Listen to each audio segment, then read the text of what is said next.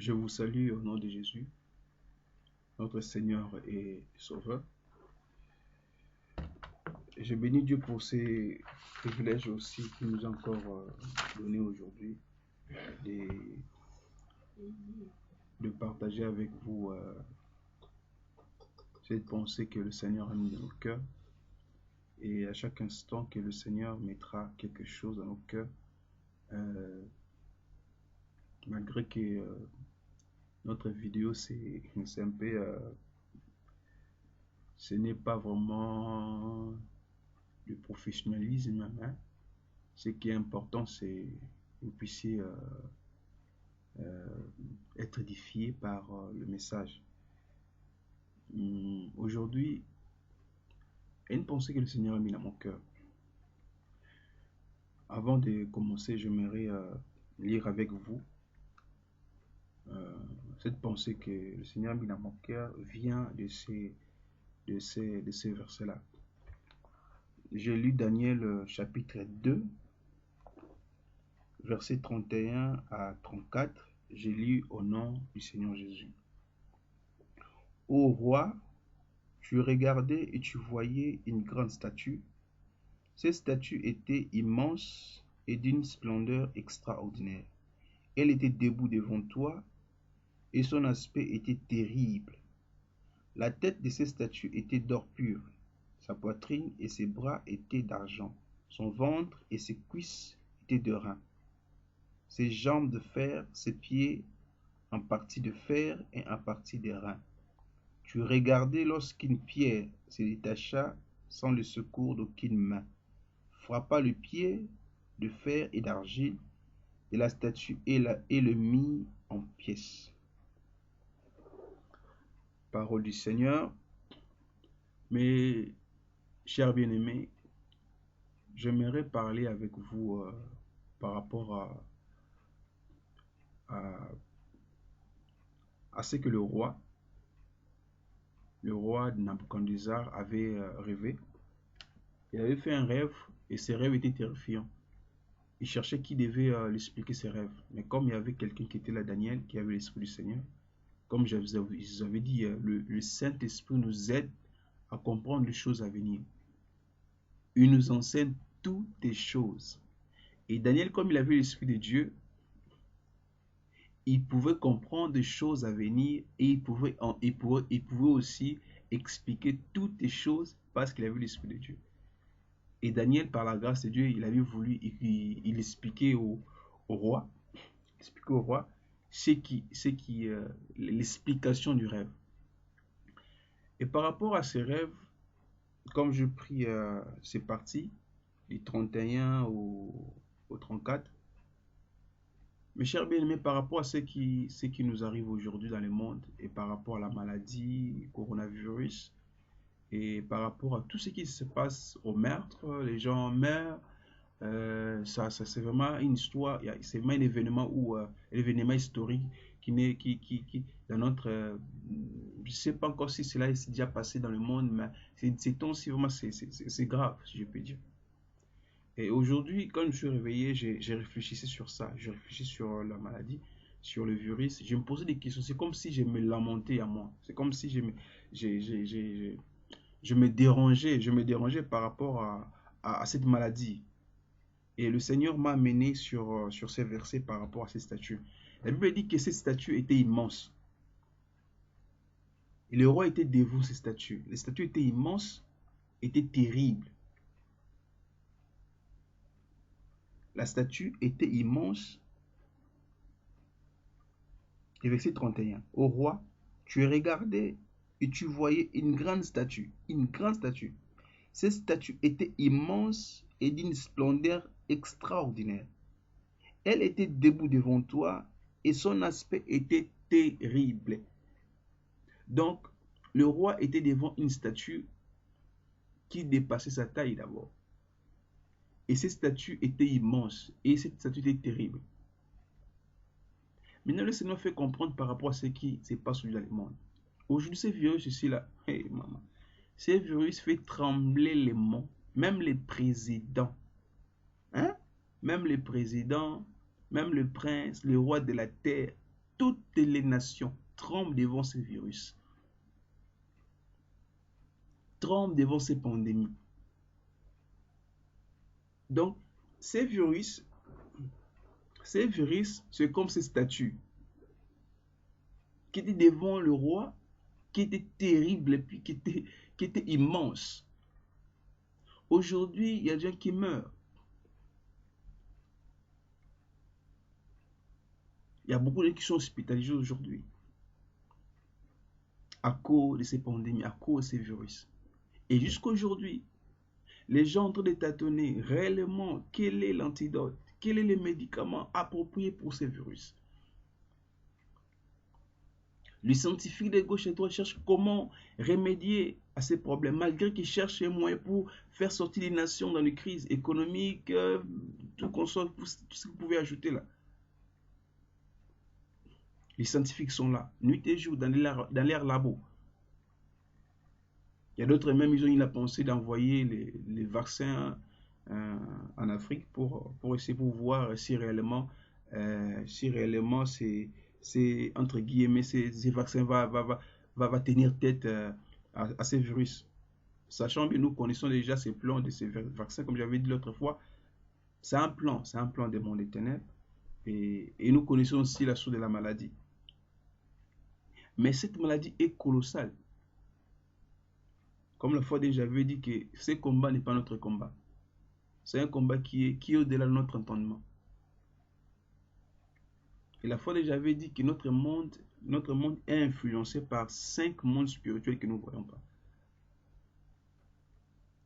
C'est 5 mondes que nous ne voyons pas. 5 mondes. J'avais parlé de ces mondes, j'avais dit c'était les mondes kabbalistiques, les mondes Cro-Magnon, les mondes Pandemonium, le monde Pesiphora et les mondes cosmiques. Parmi ces 5 mondes qui influencent notre monde, nous, aujourd'hui, nous voyons que ce qui frappe dans les yeux, c'est que nous voyons avec notre yeux physiques. Mais ce qui se passe dans le surnaturel, ce qui se passe dans le spirituel, nous ne maîtrisons pas. C'est pour cela que j'avais donné la pensée à tous mes contacts à moi de WhatsApp et toutes les personnes que j'avais demandé. J'avais demandé que nous puissions avoir même 30 minutes de la prière, implorer les règnes de Dieu sur notre nation, sur nos familles. Parce que j'avais compris que la prière, que le règne de Dieu pourrait déstabiliser les règnes de Dieu. C'est comme l'Église aujourd'hui. L'Église aujourd'hui, c'est pour empêcher que le règne de Dieu soit pleinement actif. Le Saint-Esprit aujourd'hui empêche que le règne, que le gouvernement du diable Lucifer puisse être opératif totalement. Si aujourd'hui l'Église est enlevée, ça serait catastrophe. Ça serait catastrophe. Je rends grâce à Dieu parce que l'Église est encore là. Et toi qui me suivais, tant que l'Église est encore là, tant que le Saint-Esprit est encore là, tu peux te repentir, devenir enfant de Dieu.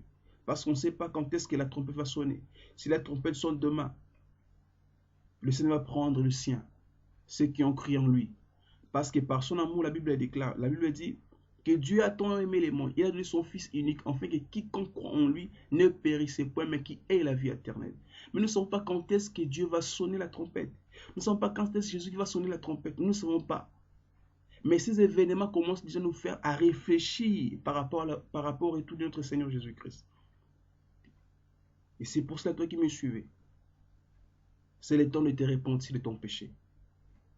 Parce que le Seigneur est à la porte, il revient. Et j'avais dit aussi que nous, les enfants de Dieu, nous ne pouvons pas voir les événements qui se passent aujourd'hui pareils aux païens. Parce que nous avons l'Esprit de Dieu. Nous savons comment discerner les choses, comprendre les choses par rapport à la lumière des Écritures, par rapport à la prophétie de la Bible. Et je reviens par rapport à notre message. J'ai dit que le roi était devant la statue.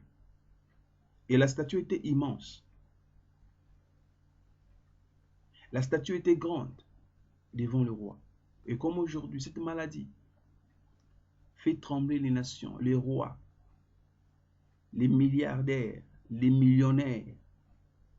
Il tremble devant la maladie.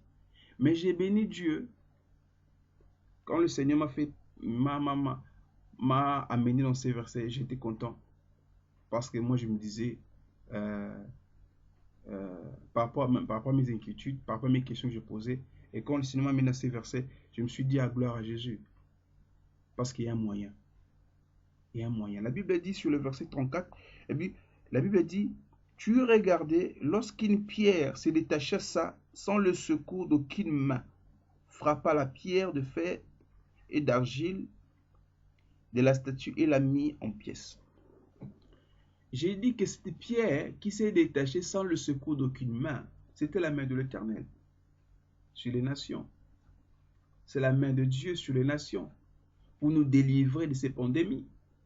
Parce que tout ce que les scientifiques font là, chercher comment remédier, ce sont les saints qui peuvent changer, qui peuvent faire que ces choses puissent être évacuées, ou bien que les nations puissent se retrouver, ou bien que les nations sortent de ces crises. Cette crise, ce n'est que le saint, les enfants de Dieu.